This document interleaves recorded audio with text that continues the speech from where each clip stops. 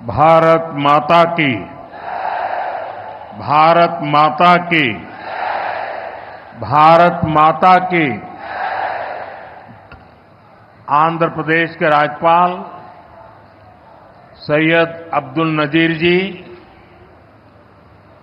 यहां के लोकप्रिय मुख्यमंत्री मेरे मित्र श्रीमान चंद्रबाबू नायडू जी, नेता अभिनेता डिप्टी सीएम पवन कल्याण जी, केंद्र सरकार में मेरे सहयोगी मंत्रीगण, राज्य सरकार के मंत्रीगण, सभी सांसद और अन्य विधायकगण, अन्य गणमान्य नागरिकगण, भाई और बहनों, आंध्र प्रजला प्रेम मरियु అభిమానానికి నా కృతజ్ఞతలు, నా అభిమానాన్ని చూపినచే అవకాశం ఇప్పుడు లభించింది। मैं सबसे पहले सीमाचलम वरालक्ष्मी नरसिम्हा स्वामी को प्रणाम करता हूं। आंध्र प्रदेश गवर्नर श्री सैयद अब्दुल नजीर गारू, जननेता मुख्यमंत्री श्री चंद्रबाबु नायडू गारू, नेता मरियु अभिनेता डिप्यूटी सीएम पवन कल्याण गारू, కేంద్ర ప్రభుత్వంలో నా సహచర మంత్రులు, రాష్ట్ర మంత్రులు, ఎంపీలు, ఎమ్మెల్యేలు మరియు ఇతర ప్రముఖులు, సోదర సోదరీమణులు, ఆంధ్రప్రదేశ్ రాష్ట్ర ప్రజల ప్రేమ మరియు అభిమానానికి నా కృతజ్ఞతలు। నా అభిమానం చూపించే అవకాశం ఇప్పుడు నాకు లభించింది। ముందుగా మనం సింహాచలం వరాహ లక్ష్మీ నరసింహస్వామి వారికి నేను నమస్కరిస్తున్నాను। साथियों, आप सबके आशीर्वाद से 60 साल के अंतराल के बाद देश में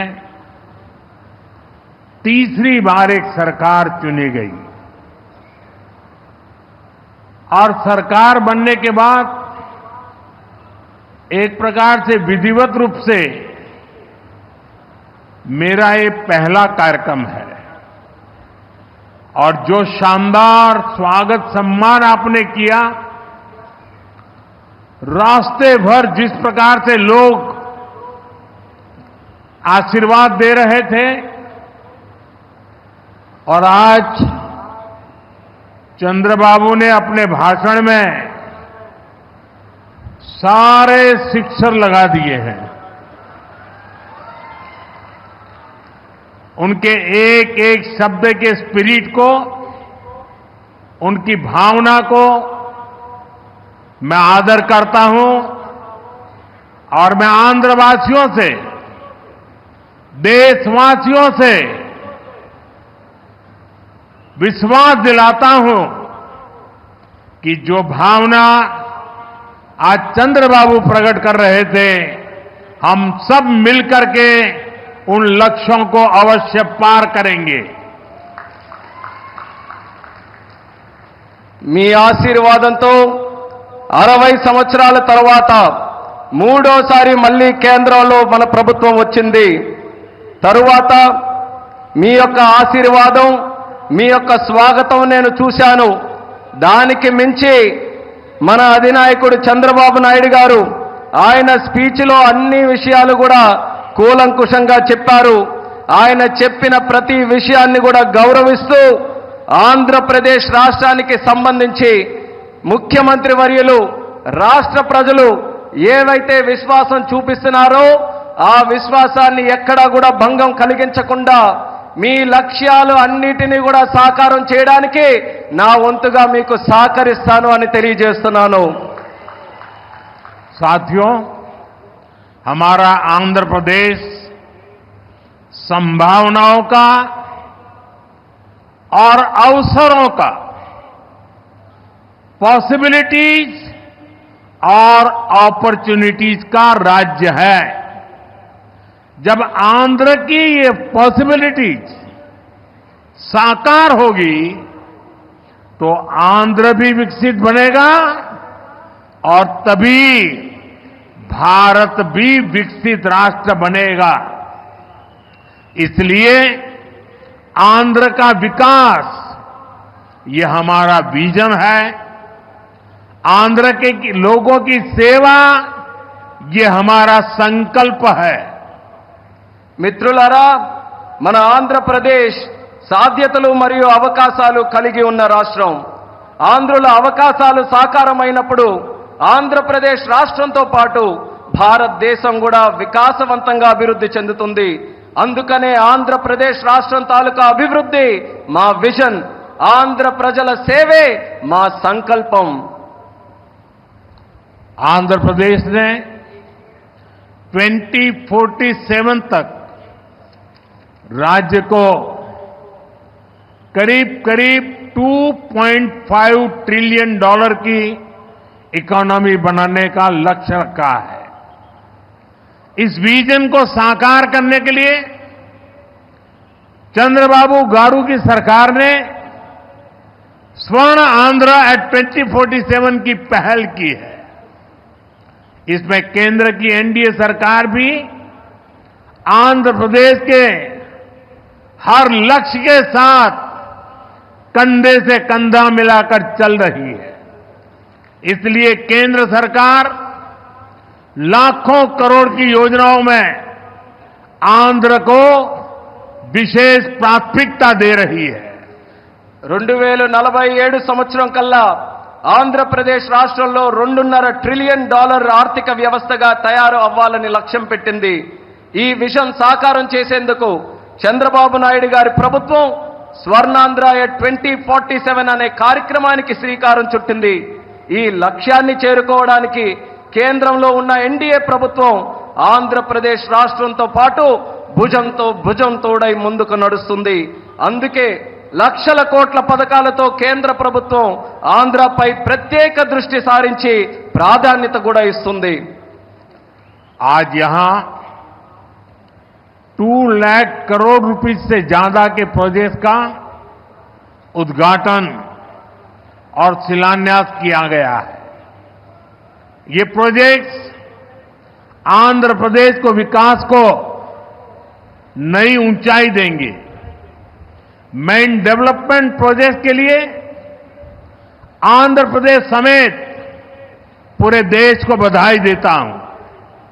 साथियों, आंध्र प्रदेश अपने इनोवेटिव नेचर के कारण आईटी और टेक्नोलॉजी का इतना बड़ा हब है। अब समय है आंध्र नई फ्यूचरिस्टिक टेक्नोलॉजीज का सेंटर बने।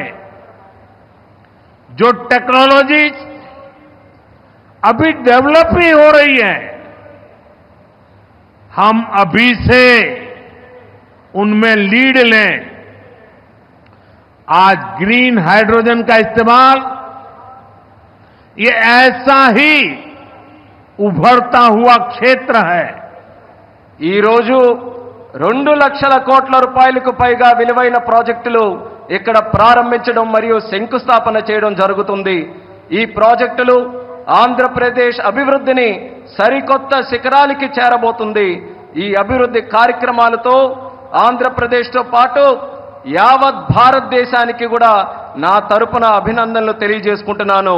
మిత్రులారా, ఆంధ్రప్రదేశ్ రాష్ట్ర ప్రజల తాలూకా సృజనాత్మకత వల్ల ఆంధ్రప్రదేశ్ రాష్ట్రం ఐటీ మరియు సాంకేతికతకు ఒక పెద్ద కేంద్రంగా మారింది.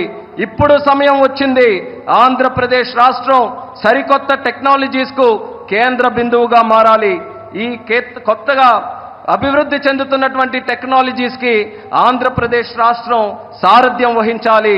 నేడు గ్రీన్ హైడ్రోజన్ టెక్నాలజీ కూడా అటువంటి ఎదుగుతున్నటువంటి ఒక రంగమే. देश ने 2023 में नेशनल ग्रीन हाइड्रोजन मिशन की शुरुआत की थी।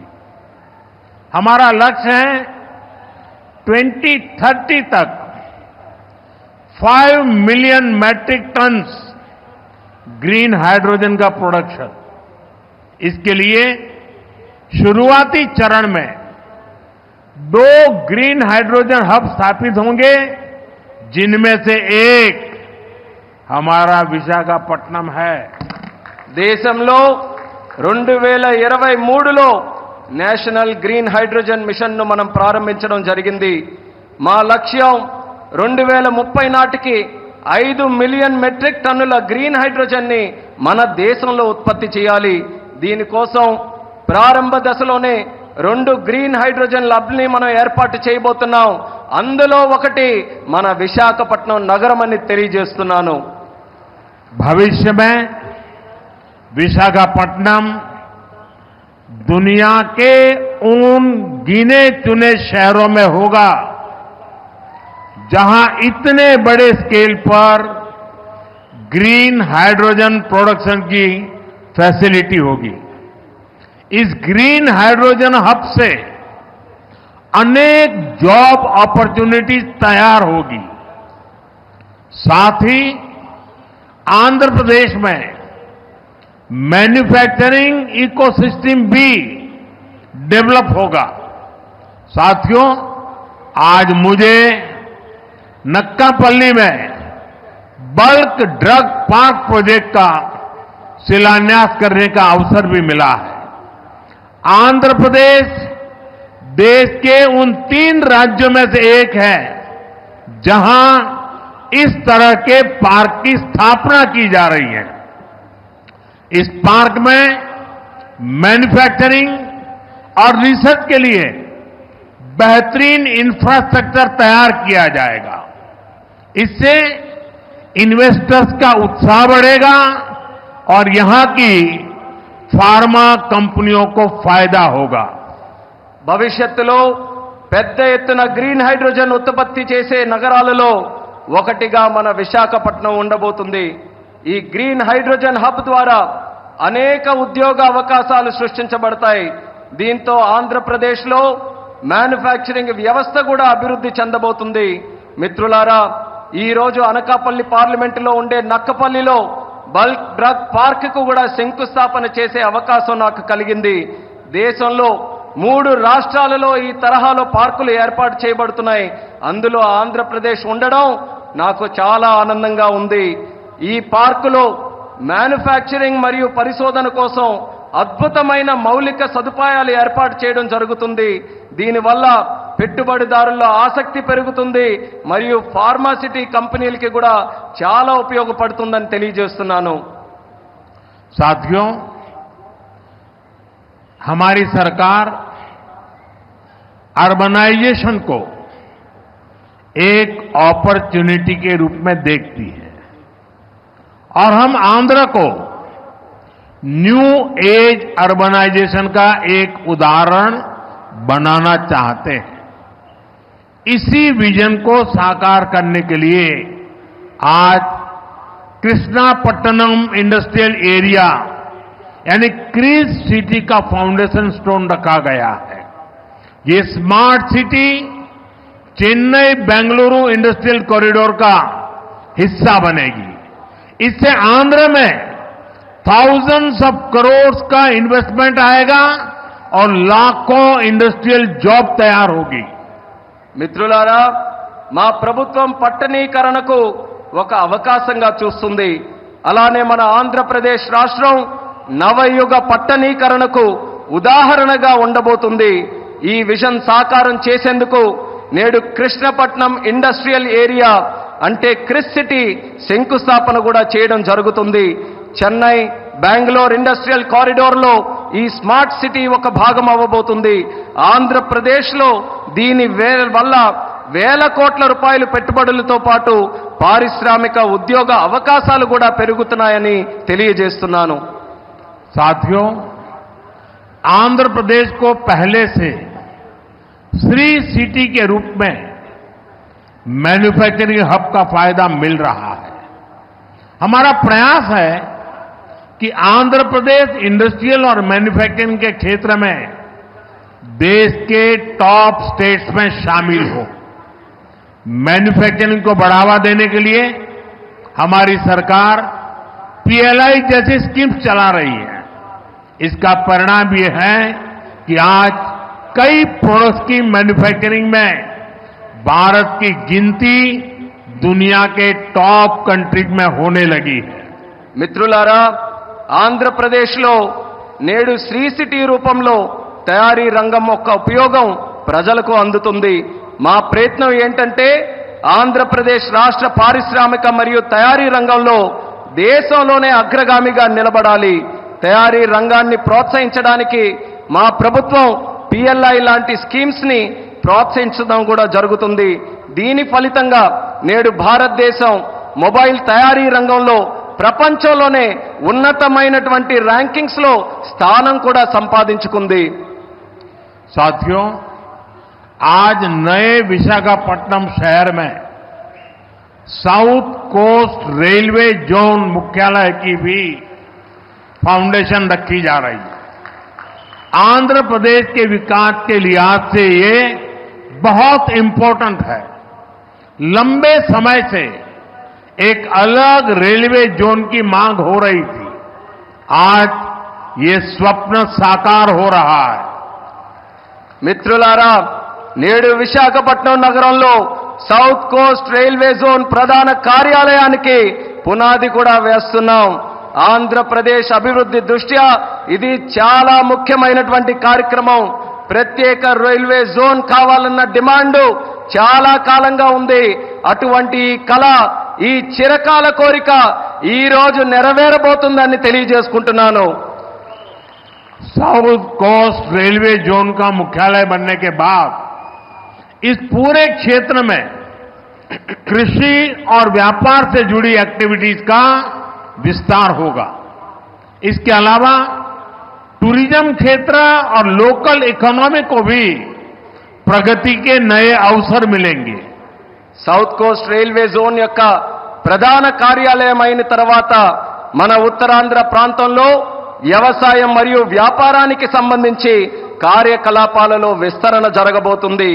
ఇంతే కాకుండా పర్యాటక రంగం మరియు స్థానిక ఆర్థిక వ్యవస్థకు కూడా కొత్త అవకాశాలు లభిస్తాయని తెలియజేస్తున్నాను.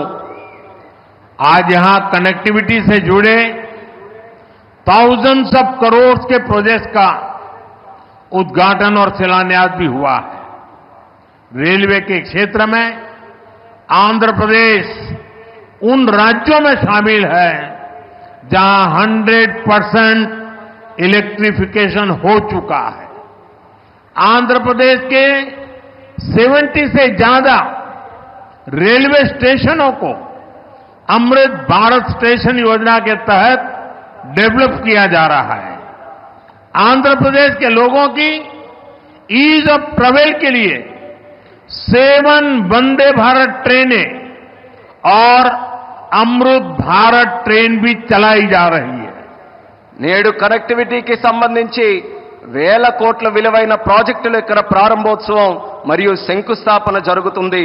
రైల్వే రంగంలో ఆంధ్రప్రదేశ్లో నేడు 100% విద్యుదీకరణ జరిగింది. ఆంధ్రప్రదేశ్లోని 70కి పైగా రైల్వే స్టేషన్లు అమృత్ భారత్ స్టేషన్ల కింద అభివృద్ధి చేయబడుతున్నాయి. ఆంధ్రప్రదేశ్ ప్రజల ప్రయాణ సౌలభ్యం కోసం 7 వందే భారత్ రైళ్లు అలాగే అమృత్ భారత్ ట్రైన్లు కూడా నడిపిస్తున్నామని తెలియజేస్తున్నాను. साथियों, आंध्र में ये infrastructure revolution, better connectivity, better सुविधाएं, इनसे पूरे प्रदेश का लैंडस्केप बदलेगा। इससे ईज ऑफ लिविंग और ईज ऑफ डूइंग बिजनेस बढ़ेगा। यही विकास आंध्र की करीब $2.5 ट्रिलियन इकोनॉमी का आधार बनेगा। साथियों, विशाखापट्टनम और आंध्र प्रदेश के कोस्ट सैकड़ों वर्षों से भारत के ट्रेड का गेटवे रहे हैं। आज भी विशाखापट्टनम का उतना ही महत्व है। हम समुद्र से जुड़ी अपॉर्चुनिटी के पूरे इस्तेमाल के लिए ब्लू इकोनॉमी को मिशन मोड में बढ़ावा दे रहे हैं। इसके लिए विशाखापट्टनम फिशिंग हार्बर को और आधुनिक बनाया जा रहा है।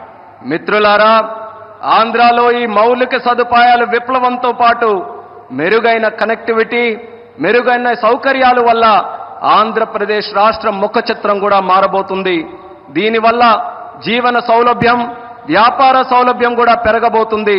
ఇది ఆంధ్ర యొక్క దాదాపు $2.5 ట్రిలియన్ ఆర్థిక వ్యవస్థకు పునాది కాబోతుంది.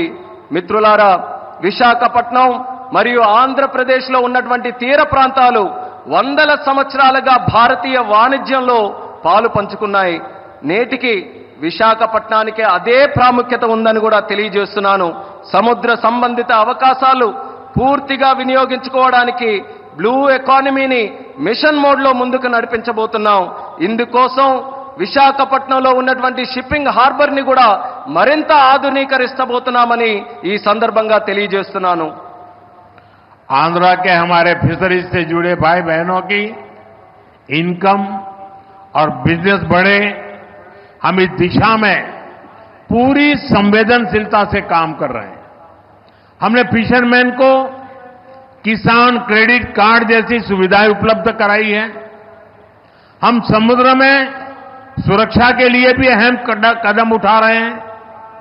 साथियों, हमारा प्रयास है कि देश के हर सेक्टर में inclusive and all round development होना चाहिए, ताकि विकास का फायदा हर वर्ग को मिले.